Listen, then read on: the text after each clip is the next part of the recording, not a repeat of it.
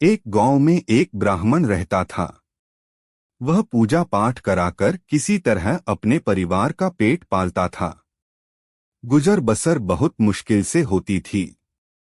एक दिन ब्राह्मण किसी के घर पूजा कराने गया। वहां उसके यजमान ने उसे एक बकरी दे दी। ब्राह्मण का घर बहुत दूर था। वह मन ही मन सोचता जा रहा था, इस बकरी को अच्छे से पालेंगे, यह दूध देगी, उसे बेच देंगे, उससे जो पैसे आएंगे उससे घर का गुजारा बहुत अच्छे से हो जाएगा। उसी समय जंगल के रास्ते पर तीन ठग बैठे थे। उन्होंने ब्राह्मण को बकरी ले जाते देखा तो उनके मुंह में पानी आने लगा। पहला बोला, अगर आज ये बकरी हाथ लग जाए तो शाम को दावत हो जाए। दूसरा बोला, ब्राह्मण ऐसे तो बकरी देगा नहीं, कुछ तरकीब लगानी पड़ेगी। तीसरा बोला, मेरे पास एक कमाल की तरकीब है, जैसा मैं कहता हूं वैसा ही करना, अब पेड़ के पीछे छिप जाओ। तीनों पेड़ पीछे छिपकर बकरी हड़पने की योजना बनाते हैं। उसके बाद पहला ठग ब्राह्मण के पास जाकर कहता है, ये क्या पंडित जी कंधे पर कुत्ता लाद कर जा रहे हो। यह सुनकर ब्राह्मण गुस्से से कहता है, मूर्ख, मेरे कंधे पर बकरी है, कुत्ता नहीं, अंधा है क्या तू।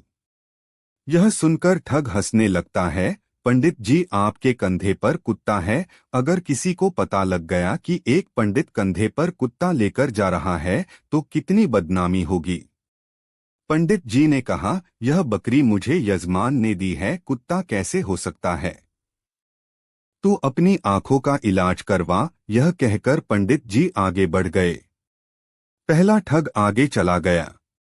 कुछ देर बाद दूसरा ठग पंडित जी के पास आया और बोला, पंडित जी ये गाय का बछड़ा कहाँ से ले आए और इसे कंधे पर उठाकर क्यों घूम रहे हो। पंडित जी को बहुत गुस्सा आया। उन्होंने कहा, आज क्या सारे मूर्ख मुझसे ही टकराने हैं, ये बछड़ा नहीं बकरी है।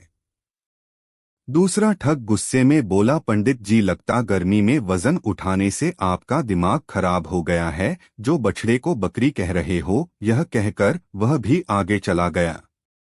अब पंडित जी सोचने लगे, पता नहीं क्या बात है, पहला आदमी इसे कुत्ता कह रहा था, दूसरा आदमी इसे बछड़ा कह रहा है।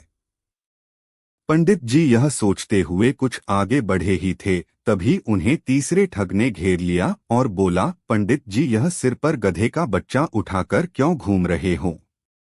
कैसा जमाना आ गया है कि पंडित भी गधे को सर पर रखकर घूम रहे हैं। यह सुनकर पंडित जी ने कहा, तुझे बकरी गधा दिखाई दे रही है, इसमें मेरी क्या गलती है। मैंने तो बकरी उठा रखी है, वो भी सर पर नहीं कंधे पर। यह सुनकर तीसरा ठग हंसने लगा और बोला, पंडित जी गधा सर पर हो तो दिमाग कहाँ से चलेगा। लगता है गधे का असर दिमाग पर हो गया है, जो गधे को बकरी बोला रहे हो। यह कहकर वह भी आगे चला गया। उसके जाने के बाद ब्राह्मण ने सोचा, कहीं यह कोई पिशाचिनी या भूत तो नहीं जो सबको अलग अलग जानवर के रूप में दिखाई दे रही है। मैं इसे घर ले गया तो मेरे घर में मुसीबत आ जाएगी। यह सोचकर ब्राह्मण ने बकरी को कंधे से उतार दिया और वहां से भाग लिए। उसने सोचा, कहीं पिशाचिनी मेरे पीछे न पड़ जाए। उनके जाने के बाद तीनों ठगों ने लपक कर बकरी को पकड़ और शाम की दावत की तैयारी करने लगे।